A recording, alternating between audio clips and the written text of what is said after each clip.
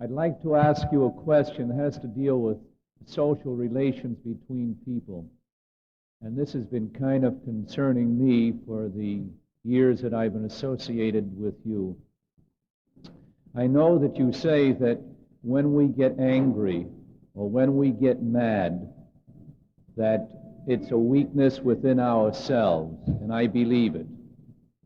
But I also know that sometimes when I deal with people, I sometimes get very infuriated by what happens, even though it might be to a large extent my own fault.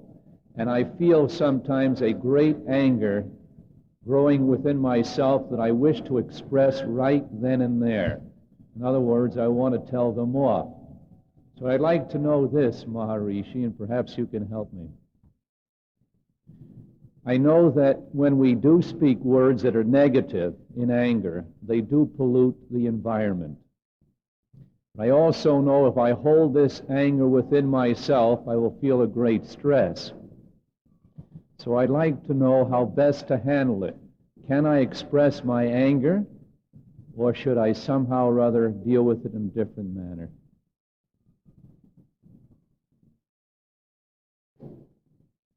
Yogastha Kuru Karmani. That is the formula for action. What to do, being established in being, perform action. Then what will happen? The self is then established on that level of life which unites everything, which underlies everything. Then everything is more in terms of ourself. Everything is dear. If the finger gets into the ink of the fountain pen, it's the mistake of the finger. We don't cut it down because we know it's a part of our life. It's a part of our life. When our awareness of grows, other things are a part of our life. Even if this sense is missing,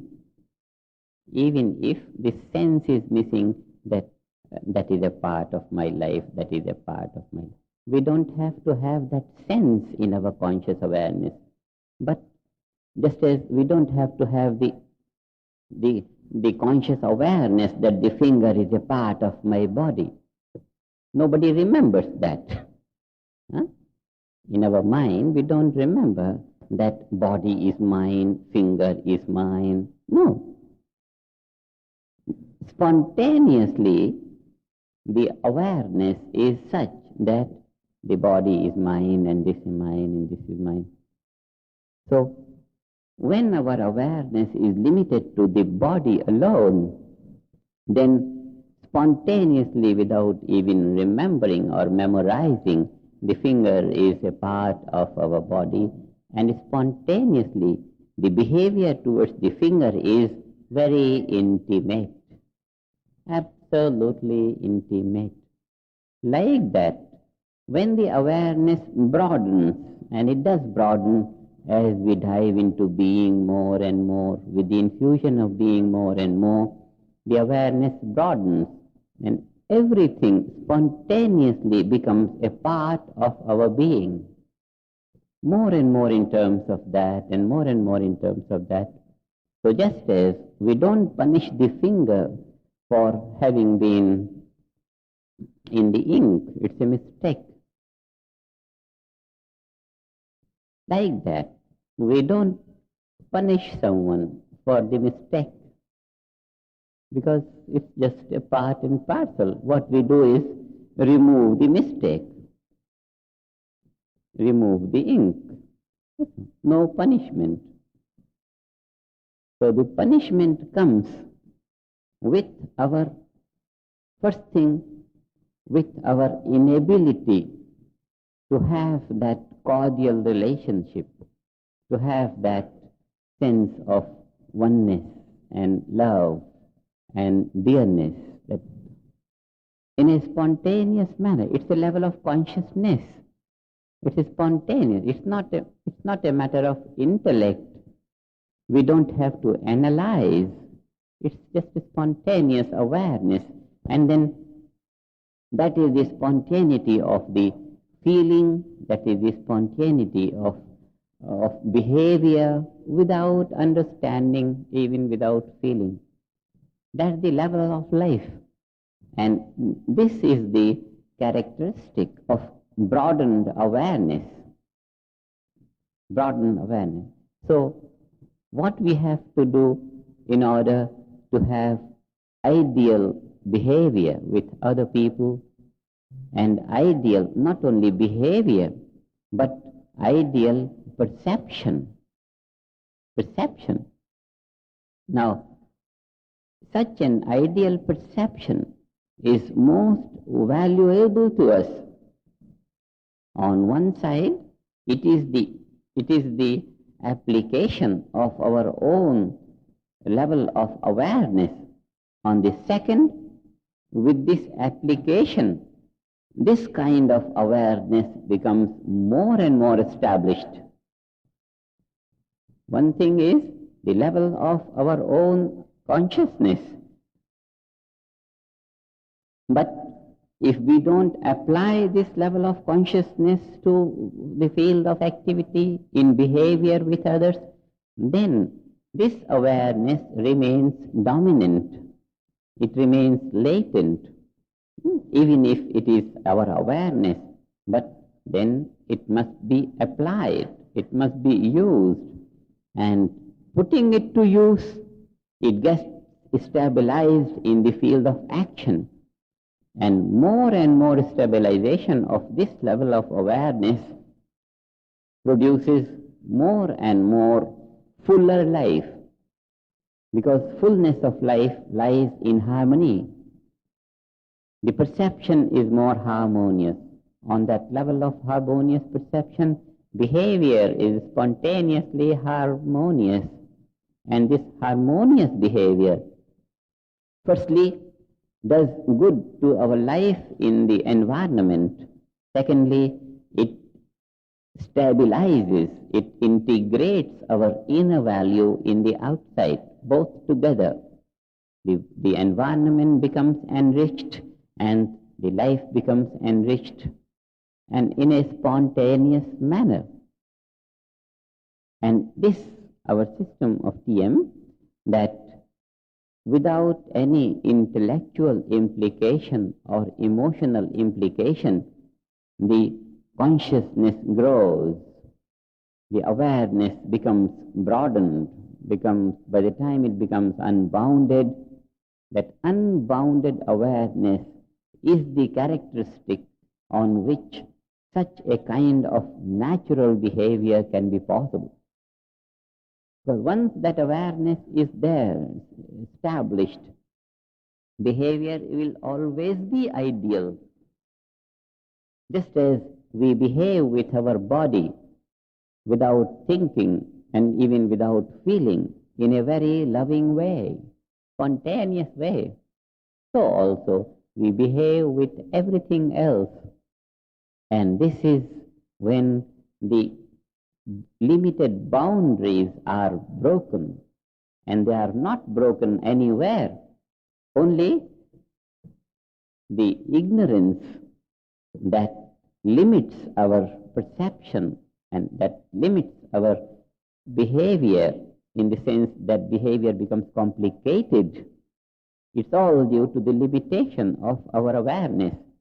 And as we dive and as physiologically, as our stress is released, deep-rooted stresses are released, more and more spontaneously our nervous system, our body becomes capable of reflecting that pure awareness. More and more. So what we have to do is create a situation so that spontaneously that pure awareness is reflecting from our body, and on that basis, understanding will be so profound, sharp and perfect. Discrimination will reach its height. You don't have to think and analyze to discriminate. The whole thing is on the surface, because the deepest value of life is vibrating in your perception, in your feeling, in your understanding, and that translates into action. So the whole field of behavior is dependent on what we are, how small or how big, how limited or how broad we are in our awareness. And spontaneously, that is the level of behavior. Doesn't matter what. So, it's not only, you see, the life is wholeness. Life is wholeness. When we live life, we are living wholeness. And it's not possible to control wholeness by amending parts. Some aspect, anger or greed or this thing or that thing, these are the aspects. So the wholeness can neither be amended nor be properly analyzed or understood even by taking care of the parts. On the other hand, parts can be enriched by the blossoming of wholeness. Awareness is wholeness. Perception, behavior, these are the channels of application of that wholeness. So there is no way to try to improve the parts without improving the totality of our life. That is why the basic thing to improve any aspect of life and behavior is a very, very important aspect of life. To do that, we just broaden awareness. And to broaden awareness, we make use of nothing other than what life is. Life as life, infinite, unbounded, eternal.